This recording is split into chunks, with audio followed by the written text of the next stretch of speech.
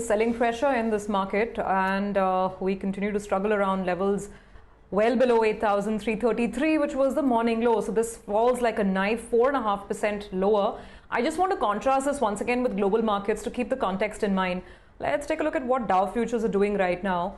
I mean, not bad at all, actually. Most of the futures are down, but not in a slump. Dow futures are less than 100 points lower. And if you look at the European markets, they're down about 1% to 2%. So this 4.5% decline early on in the series right now, this seems really ugly. Mr. Tulsian, what would your safe havens be till we have a clear answer about whether all of the FII selling is done or not? We'll watch out for that number today.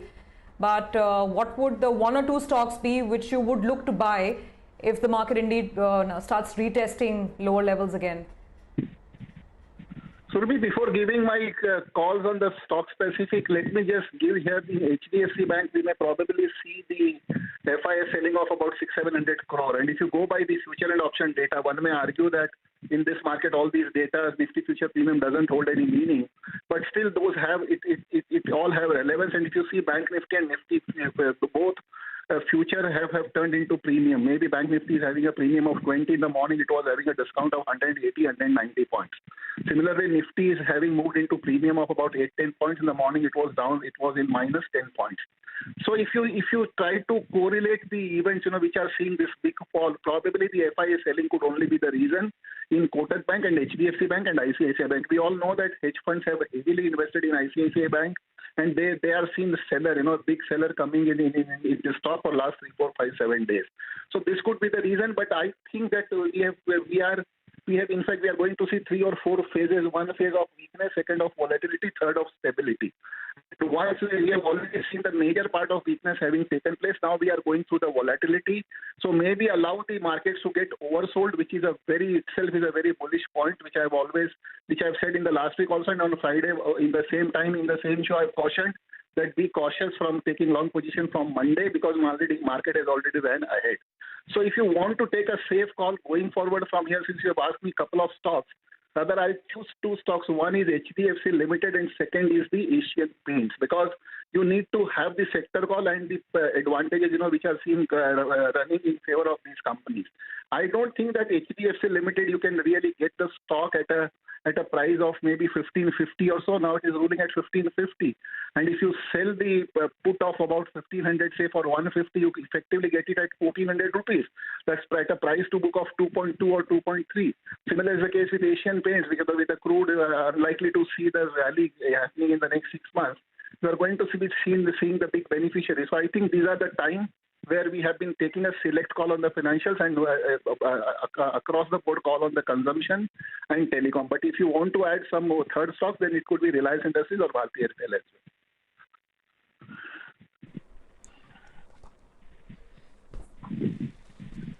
All right, Mr. Tulsian, thank you very much for joining in. So those are some of the ideas, so-called safety zones that Mr. Tulsian is advising on right now.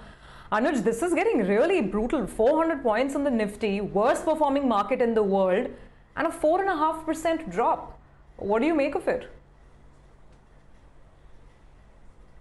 And you know what? In last 15 minutes, Nifty has fallen 100 points. Remember, Surabhi, I was making this point at 2:30 that last hour on days like today is particularly brutal, because this is panic selling, and I think Mr. Tulsian has hit the nail on the head. When you see the Nifty futures turn into a premium and the Bank Nifty futures turn into a premium, that has a story. That's a story that perhaps the cash selling is getting quite aggressive now. Let's see the final numbers from the FIIs and see if that selling has once again resumed after 1 day of hiatus. Though the cash market volumes are still on the lower side at the start of a series, so perhaps you could discount that. But today's move for me is very perplexing in a sense that yes, I did understand that on Friday the market rejected some key levels and perhaps a decline had started. But right now you can't blame today's fall purely on global markets, because like you pointed out, it's not as if the global markets are collapsing. They're quite okay. Dow futures are down but not out. The European markets are down but not out. Asia also had a fall, but 1 to 1.5% fall. For our market to fall 5%, I don't know. For now, the big question for me is that do we revisit the previous lows? I think for that to happen, we'll need some serious bad news. Otherwise, between now and the last low, I think there should be some buying. But then we'll find out. Amit Khurana is joining us now from Daulat Capital. Amit, hi, good afternoon. I wanted your thoughts in particular. Let's discuss banks. What is bothering HDFC Bank and Kotak Mahindra Bank, the leaders of the Bank Nifty, so much? Yeah, hi, thanks for inviting me. I think what is going on today is probably a significant amount of rebalancing for some of the FII books. And that is very clearly reflected in the way the two large banks, HDFC, the institution, and the bank are reflecting, because they're significantly higher weightages. So part of the sell-off that you're seeing currently in the market is a rebalancing which is going around in the FII books, considering the selling pressure that they have on some of the other markets and some of the other emerging market portfolios. This is a street buzz that we came across, and I guess this seems to be quite aggressive selling that we are witnessing right now.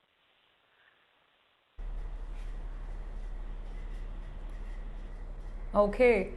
Amit, hi, good afternoon. I just want to go back to that report that your analysts had prepared. Now, the caveat is this was done before the RBI announcements, the moratorium, and this big liquidity push. But I think you guys were doing some stress tests to come out with names which can be still picked in the financial universe.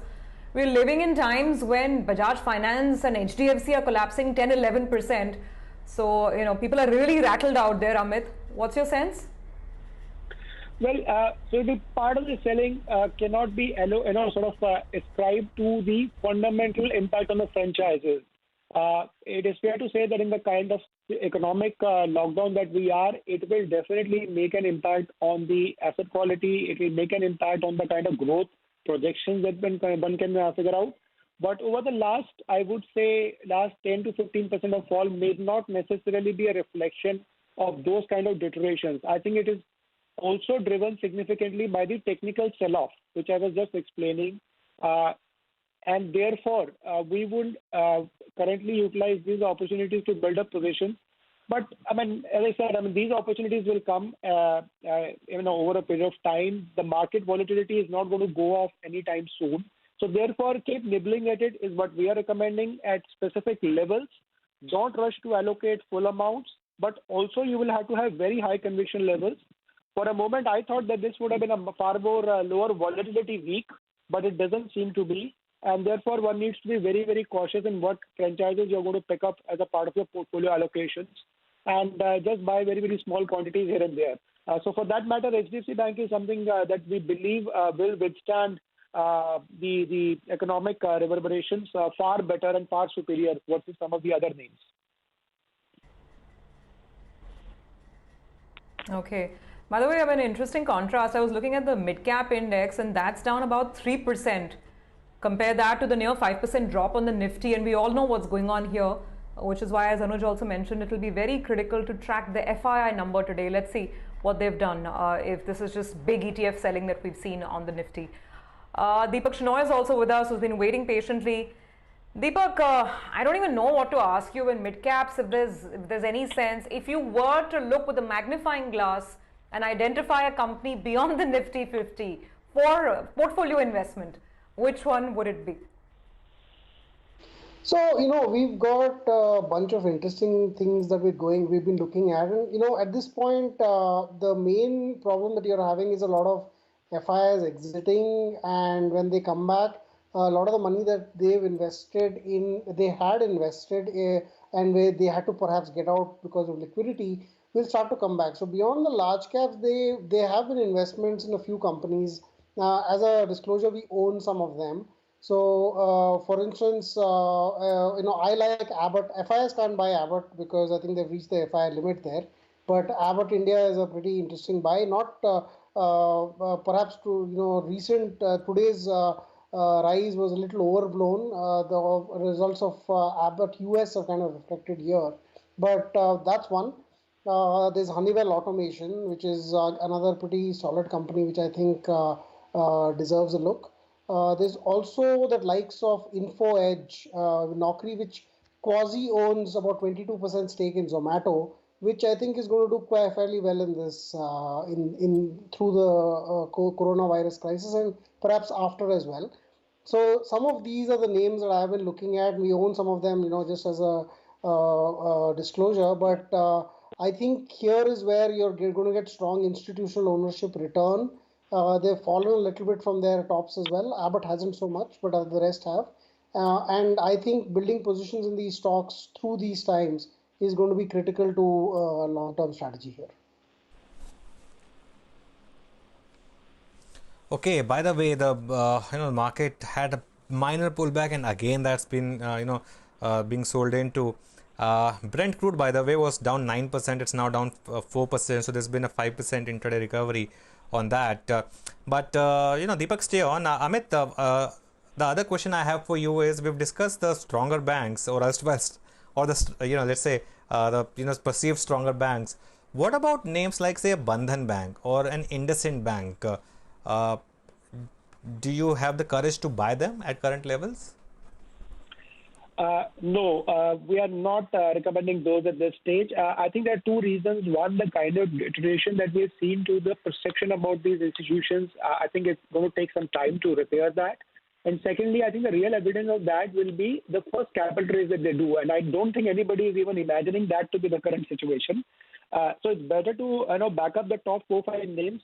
We haven't gone beyond those 4-5 franchises over the last few months, but then this episode has only sort of corroborated that faith that beyond 4-5 names, we would not like to own any of the financials at this stage, and not recommending those to our clients.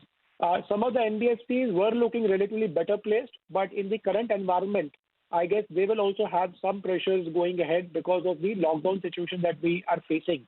And therefore, we'll probably be on the watch out as to what sort of stress do they experience over the next quarter or two, and then probably revisit that hypothesis, which is what we were pushing a few weeks back before the COVID virus spread struck the entire economic situation.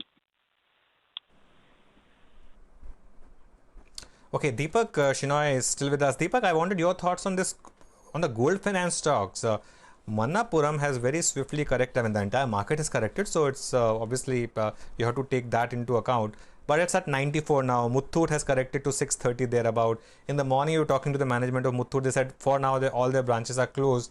But this is a near-term hit, right? Or do you think there will be serious damage to the earnings going forward as well? What do you do with these two stocks? So I think we own Manappuram. So as a disclosure, that's there. But here's where I think this is going to go. There's going to be a problem with collections for the next 2 or 3 weeks. But in a time like this, people will want to give their gold and get some money to be able to survive and build back their lives. So there is going to be additional business coming their way. It's all collateralized. So the gold loan business will do well, according to me. The Manappuram itself now has about 50% non-gold loan business. So there's a bit of a microfinance angle as well. Again, I think contrary to public opinion, I actually feel that microfinance will do well, because formal finance does not actually trickle down to the bottom. And right now, all the problems that you're seeing is at the bottom and of the pyramid. And we're going to need some layer of finance there to be able to help those people. And they will come to play, the microfinanciers and the gold financiers in order to drum up business. The more important point is that these guys have 20% plus CR. So they're very well capitalized. They tend to have collateral for at least half or more of their loans, and their loans are reasonably collateralized because gold is going up in price. They address a very large. They don't have large single ticket loans, so their loans are well spread across retail. So I don't see this as a major concern. They're being able to finance themselves as well. Muthoot even had a primary issue a few days back with a reasonably low rate, 6% or something. And given that the bond markets have also kind of calmed down now after the RBI action, I don't see this as a long-term problem. Having said that, it's, the economy is in bad shape. So every hit to the economy, every hit to the lowest bottom of the pyramid is going to hurt these stocks on sentiment alone. So I don't expect the damage to be over, but I think fundamentally the business will do very well in if you give it 12 to 24 months time at least. Okay, let's do one thing. Deepak, we will thank you on that note. Amit, I'll just, I think Surabhi has one last question for you. But before we do that, since the market is at the low point of the day, let me just try to get some dealing room feedback. Now, Nimesh, one thing which I can see is that the volumes are low. So perhaps you want to take this price damage with pinch of salt. But what's been the feedback about today's trade overall in terms of FII action and anything else that you may have picked up? Hi, Amit. So, as you rightly pointed out, the volumes are on the lower side, and that actually, impacts the prices very hard. So that we have to take into account that the big sharp falls are on very thin volumes. Financials, of course, are the biggest losers today. They are under tremendous pressure, and given that financials have 36% of weightage, that's where people want to sell out and trim their positions, which they are very much overweight on. So that's the obvious thing why all the large financials are, the FI sell figure. The market looks like there is a large FI selling, but what I understand is the selling is not very large. The impact cost is very high for larger FIs to sell the large positions. In fact, in today's trade, the sense I'm getting is insurance companies are net sellers in today's market, and that's also impacting large financial stocks which they own, which they are overweight on. So that's the feedback that I'm getting in. In terms of volumes, the sense is, after the March end, probably we'll see further volumes going down, and that will impact the stock prices much harder both ways. So that's the feedback, that the volumes are on the lower side. It's going to further go down, and today's sell-off is largely intensified by selling pressure from insurance companies. Okay, so we've got some institutional selling that explains the kind of price damage that we've seen. Nimesh, thank you for working the phones and getting us some feedback from the dealing rooms. Let's just take that final call with Amit before we let him go. Amit, I just wanted to ask you, I think the general consensus seems to be that FMCG is, a bit of a safe zone. Do you agree with that? And if yes, then what would be your top pick there and why? Well, so on similar lines, Surabhi, we did a note which reflected the same stance, wherein we believe staples will be the area of safety, and that seems to be reflecting in the way that some of these stocks are actually giving you much better performance. Some of them actually closer to all-time highs. And there within that, we have actually split it out for demand, which will be permanently sort of destruct or a deferral or a boost. So a lot of these names are actually seeing the demand actually getting boosted. And with the government announcing a support package for the rural, we believe the sustainability of this over the next few quarters will be far better. So to that extent, we like Hindustan Unilever much better positioned as a franchise, a very, very wide diversified portfolio. That remains one of our favorites. We believe Dabur will also be in a much better position versus some of the other staples players, considering it has very good exposure to the rural, and that doesn't seem to be as badly impacted because of the COVID spread till now. And the boost by the government to support basic consumption will support some of these franchises far better, so to say. And in broader sense, while these valuations may look rich, I think the issue right now facing the investors is not as much making absolute returns. It is just protecting their portfolios and making sure that they don't lose too much of money. And to that extent, consumer staples is an area of safety. Okay. All right, Amit. Thank you very much for joining in. You go back exactly where you were. I'm guessing that's your house. And stay safe. We will connect with you again soon. Need to take a break with the news that the market continues to be extremely wobbly. Let me just pull up the index once again. And no, we've kind of recovered a few points from the lowest levels, but nonetheless, it's a very weak day of trade. We'll take a break and come back with some trading calls.